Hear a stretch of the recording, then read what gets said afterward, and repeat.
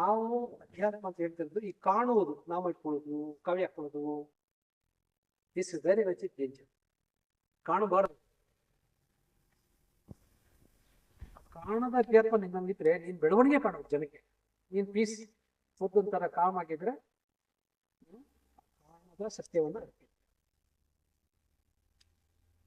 ಎದ್ದು ಢೋಳವಾಗಿ ಟಿವಿಗೆ ಬರ್ತಕ್ಕಂಥ ಸ್ಟುಡಿಯೋಗೆ ಹೋಗ್ಬಿಟ್ಟು ನಾವು ಇದು ಕಾಣುವ ಅಧ್ಯಾತ್ಮ. ಕಾಣುವ ಅಧ್ಯಾತ್ಮದಲ್ಲಿ ಮೋಸ. ರಮಣ ಮಹರ್ಷಿಗಳು ಏನಾದ್ರು ತೋರಿಸ್ಕೊಂಡ್ರೆ ಲಂಗೋಟಿ ಇಟ್ಕೊಂಡೆ ಬಂದ್ಬಿಟ್ಟು ಅದು ಕಾಣು. ಹಾಗೆ ಎತ್ಕೊಂಡು ಬೀದಿಗೆ ಹೋಗ.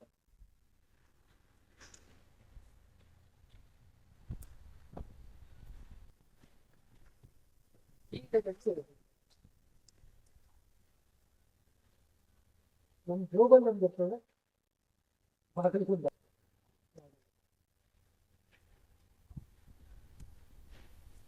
ಬೀಗ ಬೀಗ ಯಾರ ಜೋಬಲ್ಲಿ ಕೊಟ್ಟಾರಪ್ಪ. ಕರೆಕ್ಟ್ ಅಲ್ವಾ? ಪಾಪ ಅಷ್ಟು ದೊಡ್ಡ ಬೀಗ ಕಾವಲು ಕಾಯುವ ಬೀಗಕ್ಕೆ ಏನು ಬೆಲೆ ಇಲ್ಲ. ಗೋಪಾನ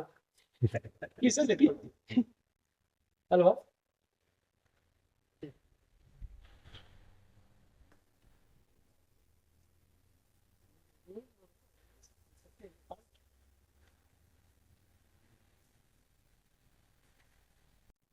ನಿನ್ ಒಳಗಡೆ 100 ಜನ ಇದೆ ತೋರ್ಸ್ಲಾ ಮಗ್ಲೆ. ಯಾವತ್ತ ನೋಡ್ಕೊಂಡಿದ್ದೀನಿ.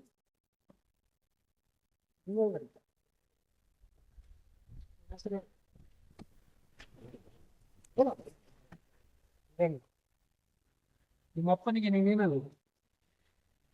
ಮಗ ಮಗ ಮಗ.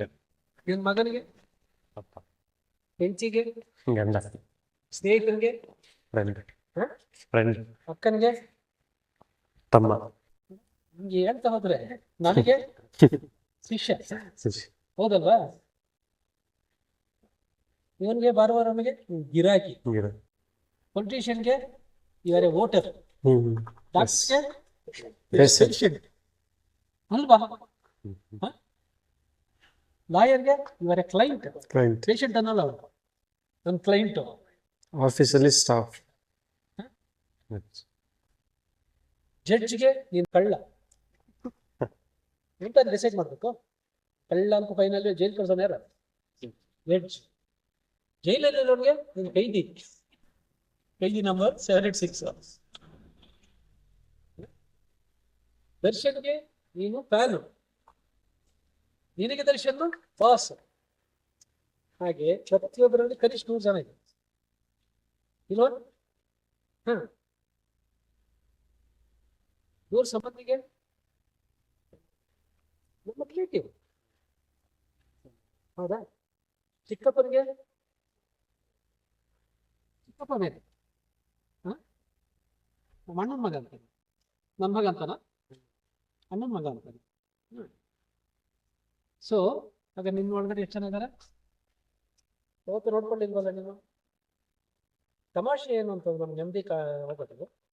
ನಾನು ಈ 100 ಜನ ನಮ್ದು ನನ್ನ ನೆಟ್ವರ್ಕ್ ಇದ್ರೆ ಅದ್ರಲ್ಲಿ ಕೆಲವರು ಮಾತ್ರ ಚೆನ್ನಾಗಿರ್ತಿಲ್ಲ. ಉಳಿದವ್ರ ಜೊತೆ ನಮ್ಮ ಸಂಬಂಧ ಇರುತ್ತಾ? ಇಲ್ಲ ನಾನು ಒಳ್ಳೆ ಹಸ್ಬೆಂಡ್ ಆಗಿರೋದು, ಇಲ್ಲ ಒಳ್ಳೆ ಮಗ ಆಗಿರೋದು, ಅಷ್ಟೇ. ಎರಡೂ ಆಗಲಿಕ್ಕೆ ಸಾಧ್ಯ. ಒಳ್ಳೆ ಹಸ್ಬೆಂಡ್ ಆದವನು ಒಳ್ಳೆ ಮಗ ಆಗ್ಲಿಕ್ಕೆ ಸಾಧ್ಯನೇ ಇಲ್ಲ. ಯಾಕೆಂದ್ರೆ ಒಳ್ಳೆ ಮಗ ಅಂದ್ರೆ ಅಮ್ಮನ ಫೇವರ್ ಆಗಿರ್ಬೇಕು. ಒಳ್ಳೆ ಹಸ್ಬೆಂಡ್ ಅಂದ್ರೆ ಈಗ ಹೆಂಗೆ ಹೆಚ್ಚು ಮಾಡಕ್ ಆಗಲ್ಲ.